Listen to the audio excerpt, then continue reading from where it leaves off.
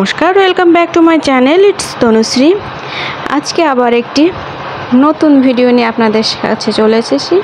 এটার সকালের একটা ভিডিও আমি আপনাদের সাথে শেয়ার করেছিলাম, আর এখন আবার চলে এসেছি আমি প্রায় 11টার সময় ছাদে। রোদ্দুর কিন্তু দেখেই বুঝতে পারছেন প্রচুর পরিমাণে উঠেছে, আর এটাই সেই আমার কাঙ্ক্ষিত বীজের জবা। অ্যাশপাশি দুইটা ফুটেছে আর একটা পিঙ্কিশ টাইপের। তো আপনাদের কাছে কোন চলে গেছে অবশ্যই আমাকে কমেন্ট বক্সে জানিয়ে যাবেন কিন্তু।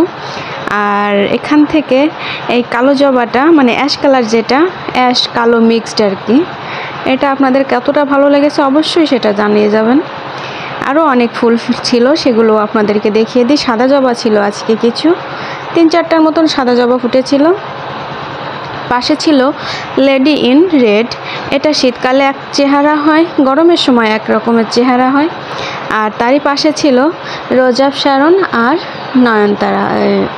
হ্যাঁ, নয়নতারা। আর দেখুন সামনেই ফুটেছে দুইটা থোকা পিঙ্ক লেডি আর একটা কমলা জবা।